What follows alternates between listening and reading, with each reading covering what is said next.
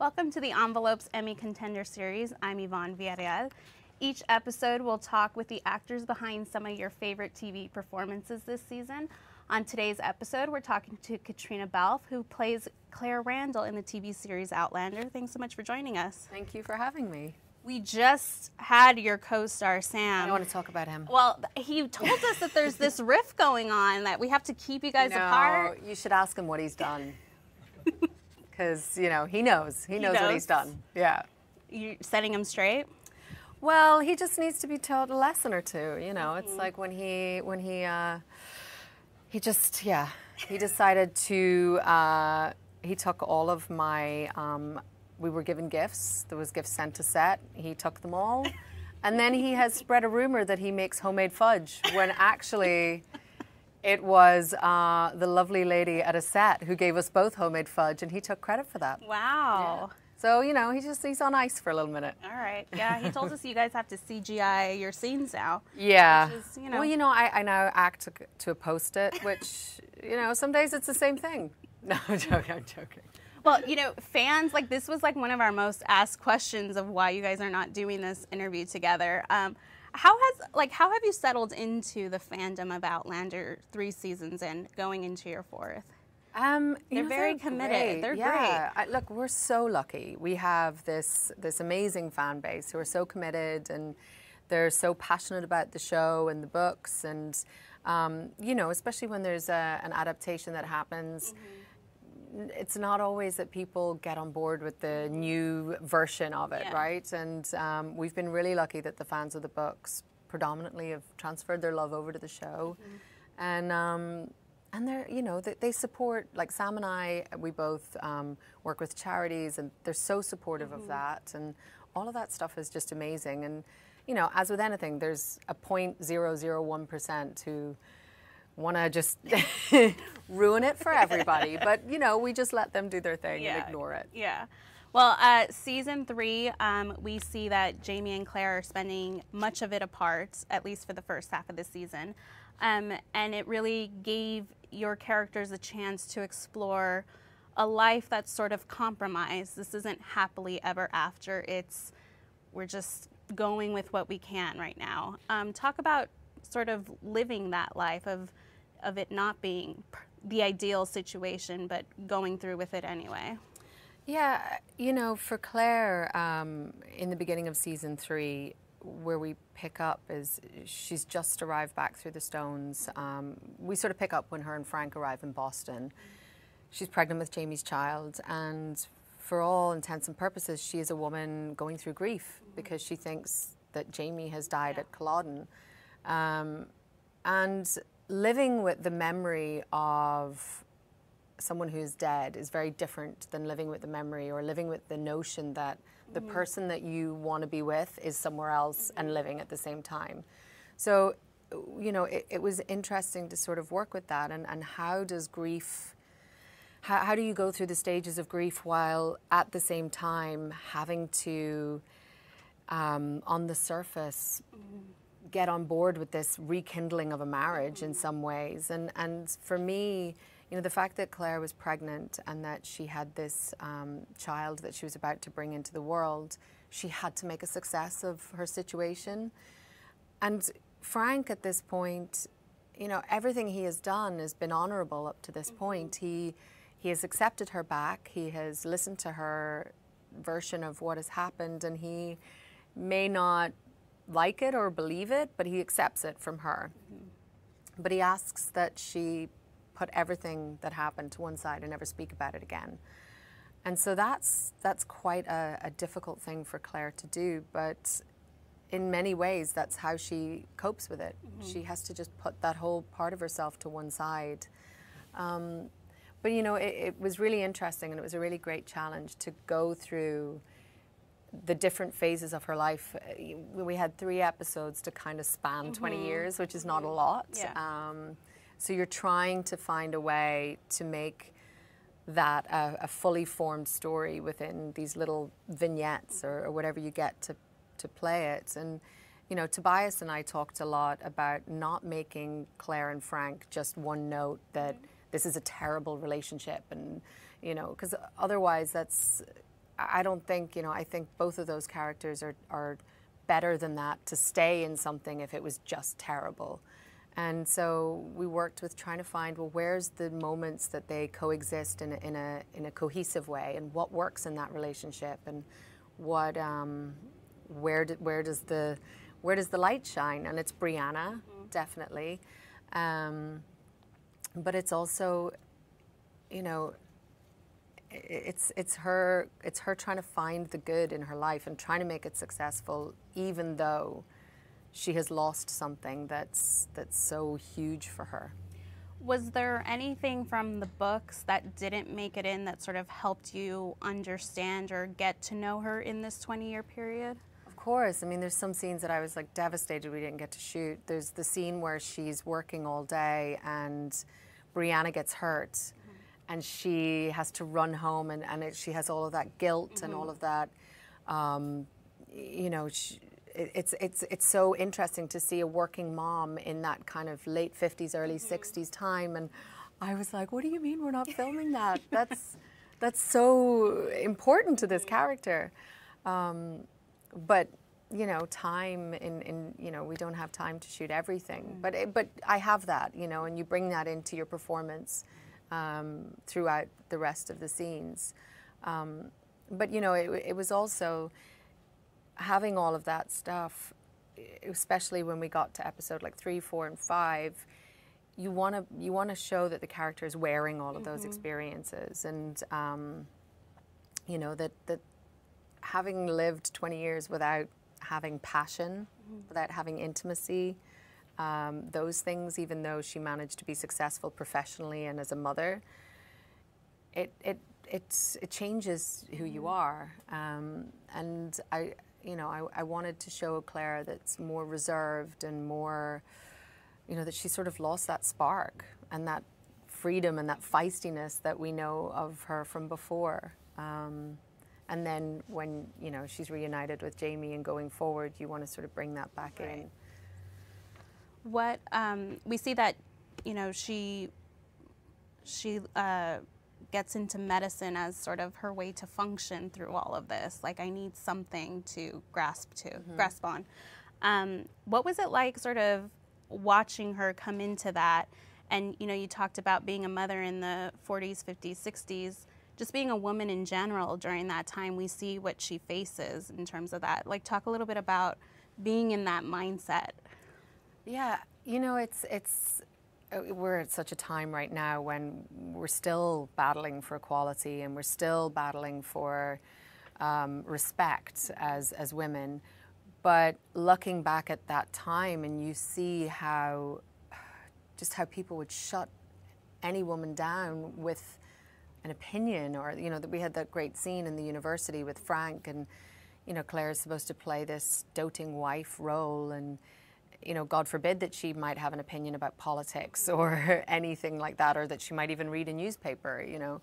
And it's interesting because obviously, you know, I look at my mother and my grandmother, and you start thinking about all of the things that they've gone through in their lives, and it makes you understand more how, you know, how they've become the women that they are, and the things that they've had to go through. And, you know, it was important for me that Claire, I've always said that she's timeless, right? And that even when she was back in the 18th century, that, you know, no matter where she would be, she would always speak up, and she would always try and find a way to be in her authentic self. And so it was nice to bring her back into her future, you know, or her present, and watch that she's still that, you know, it's pushing not against it. Yeah, that she's still pushing against it, and it's not that she was just a woman from the 40s back in the 18th century, and that's why she was able to speak up. No, because she's experiencing very similar things in that time too. So that this is just her character, that no matter when you put her in or what time you put her in, that she will always try and buck that patriarchy, and she will always try and like fight for injustice. Did you have a favorite era in this somewhat present time, the 40s, 50s, or 60s? I definitely, I love the 40s. You know, I love all of that kind of, you know, the costuming and stuff like that, and the 60s as well. The 50s I could probably leave. It just got a little funky then. But yeah, and the 60s, you know, for me playing Claire, I loved that probably the most, because I feel, you know, she came into her own really at that point, and you know, unfortunately, Frank had to die for her to be free enough to then go and find Jamie. But it just felt that, you know, she's at the peak of her professional career. Brianna is raised, and she can look at Brianna and think, wow, like, this is a remarkable young woman, and I've done a great job. And then she also goes to sort of recoup or find that other part of herself again, which is, I guess, her feminine needs to be loved and to be appreciated in that intimate way. And you know, it was nice to sort of see all of those parts come together. What was it like saying bye to Tobias? Although in Outlander, it's probably like never a sure thing. But I said goodbye to that guy so many times. I'm like, we're done now. It's just like, see you later. I think I heard his last day he was like wearing pajamas, right? It was that scene. Yeah, we actually shot one of the scenes from episode 2 where, you know, we go to bed and then the camera pulls back and you realize that they're in separate beds. And it ended up being one of those days, you know, it's kind of heightened emotions because you're aware that this is his last day. But they also wanted to do a shot over me onto him reading the book, so that you can't really tell whether or not we're in the same bed or not before they do the shot where they come back. So and it was such a small set, and the camera was like right by me. So I had to say goodnight, turn around, and then face plant down on the bed so that they could get a clear shot. And it just sent me into the most terrible fit of giggles to the point where I was actually crying tears. And the whole crew then just lost it. And we all just kind of, it was really funny. But then it was, you know, we got everyone together and we tricked him, and he got called into the other set, and he was very embarrassed because he was standing in his pajamas and everyone else was like, "Hey, goodbye." I want my last day to be in my pajamas wherever it's at. Let's take some social media questions. Fan from Twitter asked, is it more challenging? Okay. Well, so before we get into this question, in this season, you shoot with a new scene partner, which is Scar the Snake. Yes. How was that? That was great. Yeah. I don't know. I'd never handled a snake before. I wasn't sure how I was going to feel about it. But I always have this thing. If it's on set, he's going to be fine, right? Like if I'm walking through a jungle and I meet a snake, I'm not going to have the same feeling. But somebody's brought it into an office. It's bound to be a pet. It's probably been fed. We're probably good. You hope. But they make you sign that insurance form, so you never know. Actually, that's a good point. I didn't even think of that. But yeah, so I met him in the office. And it was kind of cool. I was like, "Woo, this is fun." But when we did the scene, like one of the first takes, because I have my skirt wrapped around me, it just went for the nearest dark pocket, and it just went there. And I was not so comfortable with this anymore. Maybe we just take it out. So, yeah. Nice. Well, the person on Twitter is asking, is it more challenging to shoot with animals or babies? Animals. The babies are so cute, and we've had so many babies on the last 2 seasons as well. You know, and we generally get twins, so if one cries, they sort of shove another one in, so that's fine. The animals, and we have a dog this season in season 4, and let me tell you, there's a reason they say never work with animals. Another fan asked, I mean, this sort of plays off the question I asked you earlier, but is there any part of the book that didn't make it into season 3 that you wish could have been included? Yeah, I mean, there's a lot of Claire's journey prior to going back that, you know, it's more of her story, and they wanted to do both, and obviously she's my character, so you know, there's a lot of that stuff that I loved. But there's always stuff, and even later on, we changed quite a lot of the John Gray stuff. And in the books, I had loved when they met on the boat, and that changed a lot of what happened when they met in Jamaica. And it's very different. And yeah, We did change quite a few things that we were like, what? Why? I liked it in the book where Claire found out about Willie later, personally. But well, a big part for Claire in season 3 is deciding to leave her daughter. Talk a little bit about how you perceive that decision of, you know. I think that was one of the hardest things to wrap my head around. And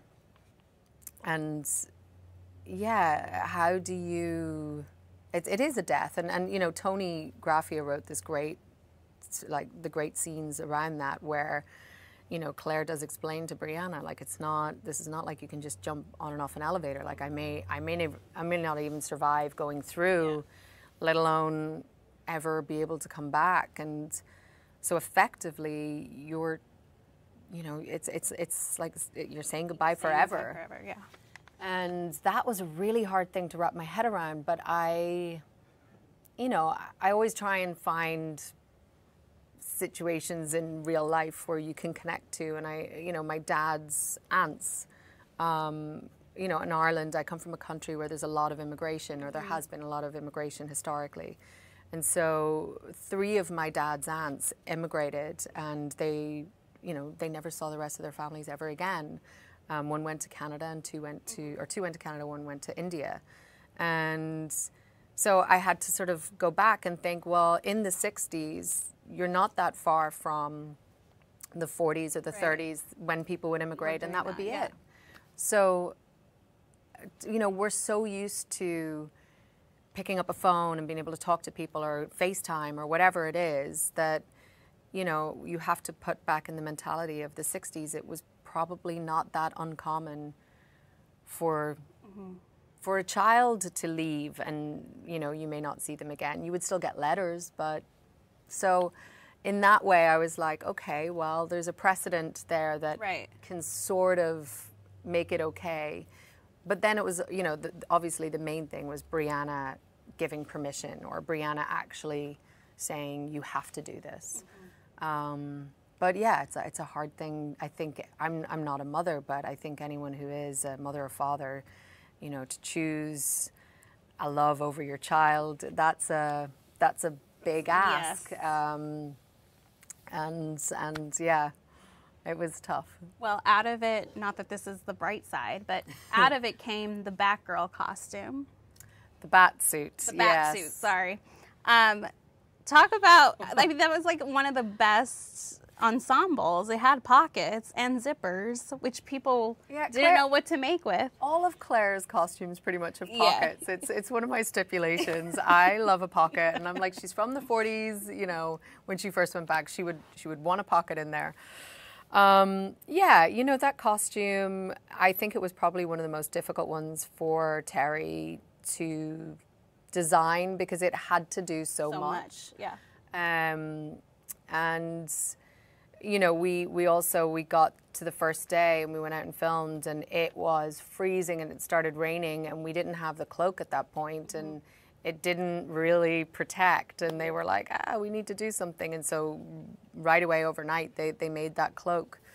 And you know, what I liked about it was that, I mean, when we first looked at it, we were like, it's a little like a prison marm. You know, are we sure this is what she wants to go back in? It's not exactly a first date outfit, you know. But it spoke to, I think there's a rigidity to Claire that existed because she was so kind of, you know, reserved, and she had lost so much of herself, and she'd built all these protections around her heart, and there were walls up, and that spoke to all of that. And then as she goes back and meets Jamie, it's almost like you can peel away layers like an onion, and we did that, and I was very happy to say goodbye to some of them. But you know, once we get on the ships and we head towards the New World and to Jamaica, you know, you just see her settle into this world, and it's like all of those barriers and protections that she had built up, they just ease away, and it's nice that that's also replicated in the costume, and I love where we got to in the end. You know, it's almost like Katharine Hepburn in African Queen. It was just a great silhouette and great look, and and Claire at that point is just very much, she's whole again. And I liked that you just see that in her. It just looks so effortless and free. So how was it shooting on the ship? It was really interesting. Obviously very different from anything we'd done before. And then it gets very restrictive because even though these ships are, you know, they're not quite life size, but they're massive. And, you know, the sets in South Africa were amazing. But, you know, they're quite cramped when you're down below deck. Well, it's also the ceilings are quite low. And we had David Moore was our director for those 2 episodes. And just every 5 to 10 minutes you'd hear, and he'd have bashed his head off something else. And just, we had one of our cameramen from South Africa, this great guy, Lars. Lars is about 6'4", and so he was constantly bashing his head off things. And then when you add in the gimbal, it's definitely, you start to get a little seasick. But all of the scenes that we filmed, and they were the sort of the first ones up, were the typhoid epidemic, and we were doing all the stuff below deck. And they had used this mixture, so it's paps, I think is what it's called. It's like kind of like a porridge, and you can mix it with water or milk. Okay. And they chose to mix it with milk, and they made it on a Friday, and we were shooting on Monday. That smelled. Oh my! Like, there's a scene where myself and one of the other characters are coming down the steps, and we walk into this space, and Claire's like that, and it was like hitting a wall of putrid, just it was nasty, and it stayed on those costumes for about 3 or 4 days. I mean, those poor essays, the extras, it was horrible. Well, it must have made being on a ship with all those men a little easier to bear, because you would think that would be smelly. But it was it would mask any man smell for a good week or 2. It was intense. How about like the running through the jungle parts for you? You know, all of that stuff was really fun, but it was also, you know, we're in South Africa, so, you know, our greens department created this amazing jungle, but it wasn't that big. So some of it we did. Running in circles? Sometimes, yeah. But it was probably, you know, it was probably, I don't know, like 25 meters by 10 meters maybe.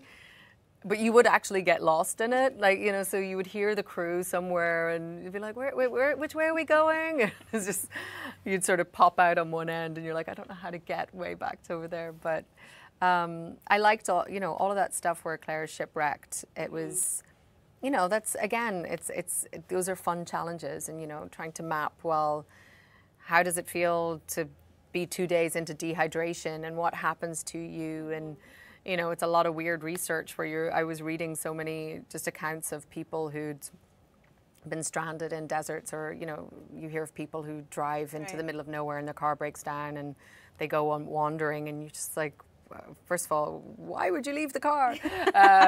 Stay with your phone. Yes. But yeah, it was a lot of reading about that, and just about the disorientation, and the dehydration is the worst thing that happens, and you know, it's hot and all Was there a lot of downtime? I mean, this was like your first time shooting in South Africa, right? Like, I had zero downtime. No downtime. Mr. Hewen, on the other hand, this is where it all began. This is where it all starts, yeah. Yeah, I think it was when I'd be working and he would keep sending me pictures of like his great lunches that he's having, or him on top of Table Mountain, or, you know, working out in the gym again. Yeah. Damn him. I know. Let's ask him some more fan questions. Diana from Twitter asks, if you could bring any actor onto Outlander, who would it be? Ooh. I mean, so many. Could we get Jenna Rollins in? Ooh, nice. I don't know what she'd do, but we're in America now. Yeah. Possible, right? Possible. Vanessa from Twitter asks, would you ever want to direct an episode? I would love to direct. I think the longer I'm on the show, people have asked me this before, and I'm like, it's such a beast, our show. I don't think I would. But, you know, if we go a few more seasons, the longer you're on it, the more you can kind of see, oh, I think I could figure this out. And, you know, it's such an amazing crew. I would just rely on them, basically. I would just be like, do what you normally do. But yeah, I think I would like to, actually. A fan from Twitter asked, and they asked this of Sam too, if you could send the Frasers anywhere in the world for their honeymoon, where would it be? Hawaii.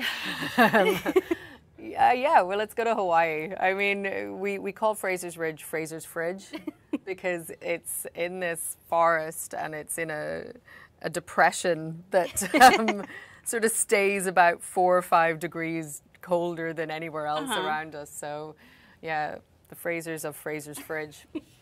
He said an igloo, so. Gretchen from Twitter asked, which person from history would you like to see your character encounter in colonial America? I'm kind of ignorant about colonial American history. Who would she be? I don't know. Leave it up in the air. Yeah. People. Season 3 we see after Jamie and Claire are reunited, we see them sort of settle into married life, which was different. How was that for you, exploring that side? It's really nice. You know, I think when you're on a show for a long time, you want to try out new things, and you know, usually people want excitement, right? Because usually the norm is more quiet and subdued. But in the respect to Claire and Jamie, excitement is their norm. So it's actually nice to see them be able to enjoy each other without all of these external forces kind of trying to pull them apart. Or and going into season 4, we see much more of that, and it's nice to explore. Well, how do they relate on a day-to-day, you know? Who takes out the garbage? Like, no, but there's something beautiful. Yeah, there's something beautiful in just watching them enjoy being with each other, and that kind of domestic bliss. I think that's a really nice thing to be able to explore. You talked before about how Joan Didion's books like Blue Night and A Year of Magical Thinking helped you in past. Were there any books that sort of helped you during this season? Well, again, like at the beginning of this season, there was so much about grief again, and I definitely, you know, I sort of went back to A Year of Magical Thinking, but I'm trying to think what else I was reading to help. I mean, the stuff going to Jamaica and all of that, it's so kind of crazy and out there. I mean, Diane, like I go back to the book to Voyager so much, but I can't. You know, I can't even remember. I can't remember. I know some of the books I was reading in South Africa had nothing to do with the show, or they couldn't have helped me, but I can't think right now. Sorry. Well, your character provided one of the rare moments of comedy on a show like this, which was talking to a coconut, which was not in the book. I thought you were going to talk about my drunk acting. That was comedic enough. We could talk about that too, but did you get very method talking to this coconut? God. I mean, some days you're like, you want me to do what? Okay. I was channeling Tom Hanks for sure. I was like, right, if Tom can do it, I can do it. Yeah, exactly.